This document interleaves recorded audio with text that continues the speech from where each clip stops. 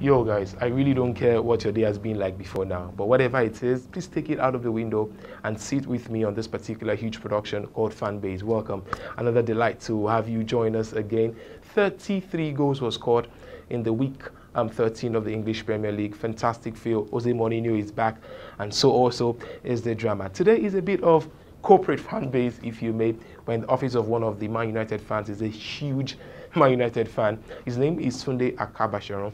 I remember during the course of the week, we took our cameras, to film the first-time reactions of the football fans when City defeated Chelsea 2-1. All of this and more we'll be talking about during the course of the production. I don't want to miss this. You don't want to miss this. This is Fanbase. This is your base. Let's get cracking, guys. I did say earlier that today is corporate fan base. I mean, we walked into a very, very fine and bougie office of one of the main fans of Manchester United, and today we'll be gisting about everything that happened during the course of the week. It was week 13 of the English Premier League. Some people had it fun, some people had it all doom and gloom. Well, his team, of course the fan that we're talking about here, had a bit of good period and then later on to bad period. But the bottom line is that he's here, and it's a fantastic feel to have him join us. Hello Tunde, how are you? Fine, thank you. Thank you, Jide, for having me. It's good to see you, man.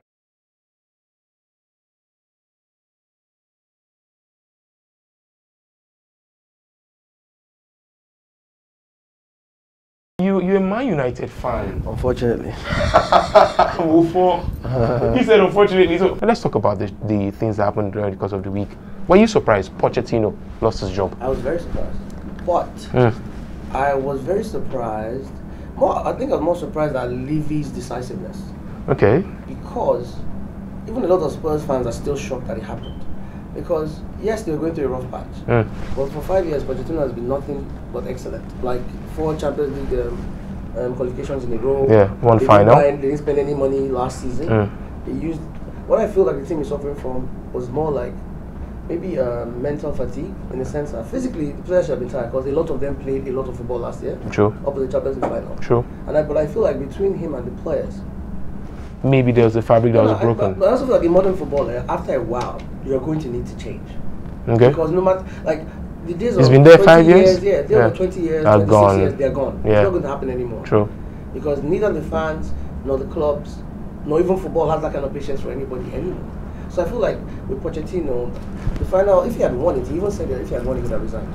Yeah, he did mention, yeah. So I feel like them not winning it, yes, was a disappointment, but I felt like he had reached the peak of his powers. Of his powers with them. Yeah. And because he wasn't allowed to freshen up the squad like the way he would have wanted.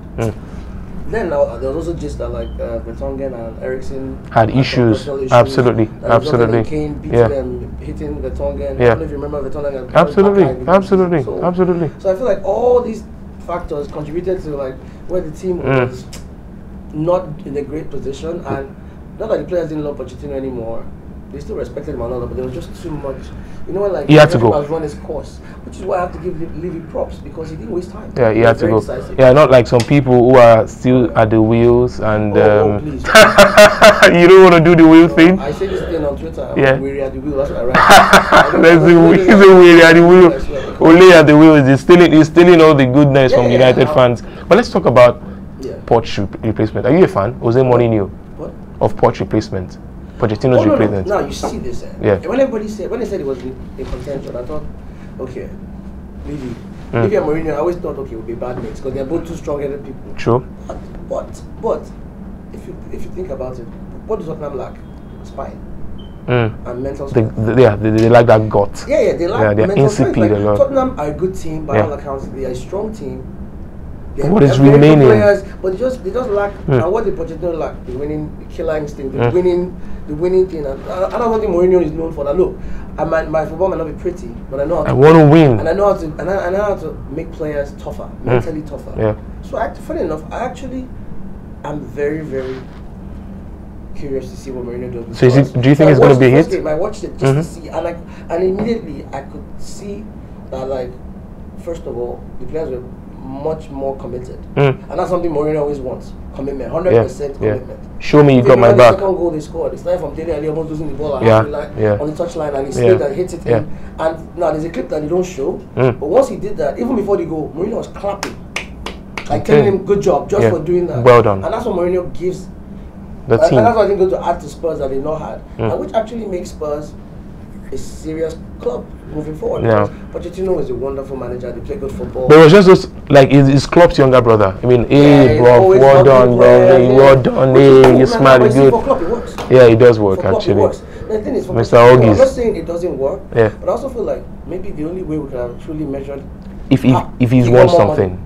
No, but I'm saying, but maybe he got more money. True. Because last season he didn't get any money. They didn't spend any money. You know, we can actually go on and on and on about Poch, you know, because Tunde obviously knows his onions, and that's the kind of fans we want, you know, on the show. But let's talk about City. City, Chelsea, as brief as we can, because we have a lot of games to, you know, to preview. But what do you think? Now Aguero is out. Of course. Bernardo Silva is coming back. Leroy Sané. Laporte is out for like God knows how many men. Yeah, it is. He is. I'm not having a nice time right now, injury-wise, and it's messing them up because, unfortunately for them, they're getting key injuries to key players. Aguero, Few weeks the best now. striker in the league for the last 10 years. True. They're going to miss him. Jesus is decent, but he's nowhere as good. Laporte is the most important centre back, and he's been missing for a while. They're probably not going to play this year until next year. True. If he's lucky. Otamendi? Yeah, Fernandinho is in the centre back. All right. He's done, yeah. Yeah. So I feel like, okay, the City-Chelsea game, it was only experience. That's why City won that game, only experience. You have to give Lampard props. That's the first time in apparently almost 400 games that Pep has had less possession than the other team. Oh wow, interesting. Yeah, apparently. You see guys, you guys gotta give it to Tunde, okay? I'm always bashing Chelsea, you know. I bash Chelsea a lot on Twitter this particular week, but there you go. Tunde Akabasharon is right there giving Chelsea the prize. So you guys can, you know, step back just a little bit, alright, from me. But you gotta also give it to Frank Lampard. Even no disrespect, I hate to say it, yeah, but he's done well with his team, pretty much. As currently as manager of the year. That's my manager of the year. Currently, you lose your best player, transfer ban. You have injuries to senior defenders like Rudiger. You have to sell Luis. He has nobody. He has no senior defenders. True. Any other manager would do what Ole is saying and say, I'm playing for the future. True. You know, just have that excuse. Yeah. But he's playing fantastic football. He's using the kids. He's benching the World Cup winner for 22-year-old Tammy. And Tammy is one of the league's top scorers. Like, there's nothing not to like about Lampard. Lampard is, I'm jealous with, and I always say at the beginning of the season that, like, how I would measure Ole Gunnar Solskjaer this season will be against Lampard. Because I'm like, you are both in pretty similar positions, although even yours is better. You have a better squad on paper. True. You have money to spend on paper. He doesn't have. Like, if you cannot be better than Lampard, then you have no business running United. And that's what I said at the beginning of the season. And so far, I've been proving right that, like, we have, like, a way at the wheel. Yeah, true. Okay, so we're at the wheel, not only at the wheel. Some people will be laughing because you guys like to troll, you know, United, but it's not a problem. But one thing that has been fun so far for me is getting to talk with this gentleman, with a Manchester United fan. And by the way, we also get to talk about some FPL actions. Do you play FPL, by the way? I do. Okay, but you've not had time. No, I've not had time to set up my a team. teams of recent because normally, basically, I have a league with my friends. Okay. I play football, actual football. Okay. So every season we put money in. Yeah. So there's a pot. Okay. So when there's a pot, I'm a very serious person. My money is involved. It's all about the money. I'm bragging rights for the money. Yeah, So last year I played, I was second in the league. I was happy. Yeah. I already won my money back. Yeah. And I won a couple of managers of the month. I was happy. So it's cool. So what we do is every month, highest points get money of the money. And at the end of the year, first four they break the pot down according to your rank. So I was happy. I did that last year. But this year, for some reason, no money. No, I forgot to pay before the deadline, before the game started. Oh. So because I don't have any money in it, I'm just doing it for fun. Yeah. But like, it's interesting. Like, it is. It's interesting. It is indeed. So what we're going to do with Tunde is we're going to take a look at what his team looks like in any way his team looks like. But guess who's back on the winning shit? Me. Yeah. I'm getting better. It's getting better for me. The down days are gone. I had to play my wild card this week, and guess who I brought in? We'll get to find out all this and more right after this break. This is Fanbase. This is your base. My name is Abajide Guerrero. I got Tunde Akabasharon in here, and it's going to be more interesting. We'll be right back. Alright, so we are back. Call it corporate Fanbase. I like it. Not very often do I get to, chill, at a particular office. Hopefully there's lunch, Alright, but one thing definitely is that the FPL season has been quite good so far. But what we not thought of in Fanbase is, how about we let you guys win something? I did mention couple of weeks ago that we want to start doing some giveaway from our teas, so movie vouchers, to airtime. And we've been doing that, and we want to thank you. Please keep subscribing. Just go there, you hear that, click there. To this particular channel so you can get content such as these But moving on, congratulations to Twitter user Billionaire Mind. He predicted correctly the final scoreline of the Manchester City and Chelsea scoreline 2-1. Hashtagging Nihu Fanbase and hashtag FPL. Congratulations as well to Twitter user Versace Home Nigeria with the handle at Yinkies09. Yeah, he also predicted correctly. So you guys have won for yourself airtimes and you'll be reached out to by our team. So how about you continue, join the stead of these men who have won quite well at the FPL for Fanbase. Do also follow us on Instagram and Twitter. So let's talk about FPL now. The point men this weekend. What is wrong with Salah? Is either he's injured or Baba is not popping? No, I actually think he's maybe not 100% tired. And he plays a lot of football, so you can expect that. But I actually think he's not 100% fit. One, or number two, I think this Mane and Salah thing hasn't ended for whatever reason. Yes, I feel like it hasn't ended. Finally, somebody who supports me on this one. I think there's still a bit of beef in between. No. The thing is, you want competition amongst your forwards because you want all of them to. Imagine if you have 3 forwards who are competing to score more than each other. That might seem like a problem, but for the opponents, that's terrible because they have people that try to score 3 each. You know, that's why Liverpool scores so many goals. True. But they also need to remember to not do it at the detriment of the team. But I'm worried that what now? Another thing that Salah still contributes is Salah is a menace, and the fact that Salah is on the pitch means he's going to get attention, and that also creates space for Firmino and Mane to exploit, and even vice versa. If Mane has the ball, he draws people as well. I'm sorry to continue, but let me ask you this: what I ask people most of the time, Salah or Mane, who's a better footballer? Okay. No, not the goals. No, I agree. I'm going to say this. I'm going to say this now. Mane, if you had Salah. asked me this last year, I'd have said Salah without a doubt. But now, and I'll tell you the game that changed that opinion. Liverpool-Barcelona last year, second leg, there was no Salah, there was no Firmino. Mane led the line with Origi and Shaqiri, I think.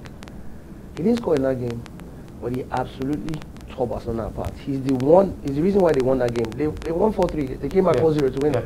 It was Mane. And that's when I realized that Mane is world class. And that's when I realized that, like, of all the forwards at Liverpool, Mane is probably the one they cannot afford to sell. They can sell Salah. They'll make a lot of money. Salah is the box office. He's the star. He looks like the star. He scores great goals and all that. But Mane's work rate, his engine, his running, his guile, his commitment, nobody has in Liverpool. Nobody. So to me, he's the more important player. So Salah is out, injury, and then Mane is on the rise. But Sterling and Tammy Abraham are currently off color. I don't know. Whatever happened to Sterling, maybe Sterling should change his bank. Yeah, wow. That's a terrible one. I feel myself. but the bottom line is that Sterling's enjoying the best of time. I don't know. Even what do you think? That goal was a goal. It was a goal. No, you see this VAR. Let's not even go. Man, let's talk about VAR because VAR exactly. Because I remember what it did to United Sheffield. I still think that was a foul match where I don't care whatever anybody thinks. Yeah, you can say that, but you see, what I'm saying to that goal was, if a team is the better team for 17 minutes, they don't deserve to lose. Yeah, true. Do you understand? True, if a team played as well as Sheffield did for 70 minutes, it's kind of hard if they lose. So I felt like they deserve their luck to not lose that game. Tarkowski, maybe deserved his luck. He scored a huge number of points, 17 points. Burnley, I don't even understand those people. I don't understand those Verdi, and guess who's back on the points? He didn't score, but he got points. Timu Puki, the chairman CEO of the IGG of FPL, Initial Graduate United. That guy started the season like a house. 5 goals in 5? Oh no, I know what happened there. You remember when this guy, this one by Cookie that didn't score to go to World Cup? That's what Pookie did. That's what Pookie did to every FPL player. The manager this year. Do you know you think I don't know that thing? He scammed the entire country now. Baba did this for JJ. He scammed the entire country. And he didn't even score. He scammed the entire country and he went to the World Cup. And he went to the World Cup with the best. That is the greatest example of scam in the world. I agree. And Pookie did the same thing this year. Like, he scammed every FPL manager. Yeah, he got us in. I've always looked at old reliables. So my strikers are Vardy, Jimenez, because he's always going to play and play penalties as well. So what I do is, for strikers, I want the guys to be the ones taking penalties. And I want them to be always the starting striker, and they always fit. If you have those, they'll probably get you points because you're probably at the end of the chances. So I had Vardy, Jimenez, and who was my last striker? I can't remember. I think eventually, so after like 2 weeks, I was like, Pookie is scoring. So I can't remember who the third person was. So you got points from Pookie? Not really. I mean, I didn't get any point. All I got him was when he stopped scoring. Exactly, me too. And I'm like, okay, you know what? Maybe it's convincing. But well said anyways. With Jimenez, with Vardy, and then they take penalties and they are loan problem, so they are no-brainers and they always play. Yeah. I was sentimental, so I had to take in Sergio Aguero. I think he's one of the best strikers. No, Aguero is one of the best expensive. So he is expensive, and then he also has issues bringing down his neck. Yeah. And oftentimes, Jesus is always coming back at 60 minutes, 70 minutes. No, you know that Pep is trying to bring Jesus to the fore. And even Jesus has said that, to be honest, it's not easy to upstage Aguero. You can't. Aguero is fantastic. And he would think he's slowing down with age, but he's not. He's still scoring great goals. He is Aguero. Alright, so yeah, that's a lot we can take on FPL. So big shout out to the big winners. And guess what? We have some movers and shakers on our own FPL as well. So on the team right now, I can confirm to you that Bounty Hunter has now been usurped from first to third. Bounty Hunter, because remember that time I was first on the table and y'all came for me, and now I am 10th. And it's not a problem. We're only going to be there very, very soon. No problem. So yeah, congratulations to YOLO FC, that's George Uchendu, I believe that's your name. And then of course we got Tiki Taka FC doing quite well this week, and a couple of other people as well coming to the fore. So yes, everything is on your screen. Do also as well join our conversation on the FPL, and of course join our league as well. It's time for stats, facts, analysis, in-depth talk in the preview section. We'll be right back after this. This is Fanbase. This is your base. You know what it is? It's time for preview. We're done reviewing, we've done with the FPL talk, and now it's time to get into the juice. And well, some teams have had it very, very bad so far, while some teams are having, you know, the times of their life. At this moment, the new manager jump. It happens every time, Tony. Yeah. When one guy was having a bad time and another guy comes in and then ups everybody starts to feel like there's a new spirit in them. So you feel supposed to carry over that mojo against Bournemouth? I think. No, for someone like Jose, he knows the league, like he's been around the league in 2004. And obviously in the teams he's coached, he's had to prepare against teams like Spurs and United and the rest. So I believe like basically I feel like Mourinho's motivation, and even for the Spurs players, it would actually be a little more than just new manager jump. I feel like they know that with him, he has a reputation for buying players. So a lot of them are going to have to, for the first time in a long time, play for their shirts and play for their squad places again. True. You know, so the only person that looks to be untouchable could be Harry Kane. It's Kane. I think Kane and Dele Alli actually. Yeah, because he looks like Dele. He talked them up already, and I think Son too. Any manager would love to have Son in the team. Because work rates, work ethic, he's running the engine. Both legs, man. Both legs. Like, that guy's unbelievable. It's a beast. Both legs. His son was a United legend, but he holds nothing next to Son. Absolutely. Ability-wise, nothing. True. Fantastic. So you think it's going to be 3-0? Yes, because I think Jose likes defensive solidity, and he won't be happy at the fact that he conceded 2 against West Ham. He had won the game already, but for him that's still sloppy. Yeah. And I know he's going to want them to have a clean sheet with a convincing win at home in his first home game. That's his first home game. I think 3-0. So I like Callum Wilson, so I think maybe for the life of me, maybe Callum could go, maybe it could be 3-1, or maybe Harry Wilson, another of the Wilsons, and they are not familiar, they are not brothers. Yeah. Chelsea West Ham, that's a very little, over the years, it used to be a big deal. It's a London derby. But now, not anymore these days. This West Ham, they're struggling. They've lost 6 games in a row. They're going to want to bounce back, but it's going to be hard. I guess what, they beat United? Oh, yeah, everybody beats United. Everybody beats United nowadays. Well, yeah, so maybe I'm thinking 2-1, and that's because... But Chelsea wins? Yeah, Chelsea will win. Yeah, Chelsea will win, I think. Fair enough. Okay, so your team, Manchester United. Oh, God. Manchester United against Aston Villa. Have you been impressed, by the way, by Jack Grealish? Yeah. Like, you see, I try not to get too carried away with the British players in the league. If you follow, like, British press, which I kind of do, they hype up the English players too much, or the British-born ones. It's too much. And so you find average players being touted like... Grealish is a decent Aston Villa player. And that's do you understand? That's why he can go to Bournemouth and go to Everton, but he's not going to play for any top team. Yeah. He's a decent guy. Like you see, because in England they value commitment, work ethic, fight, all those intensity. Yeah, it's good, but you still need quality. It's good, but the hype. It's like one of them English boys. For me, is overhyped as usual. Is Rashford overhyped? Where Rashford is overhyped is where his level is at now. His level is overhyped now. They think he's that good They now. think he's that good, and that's where the problem is.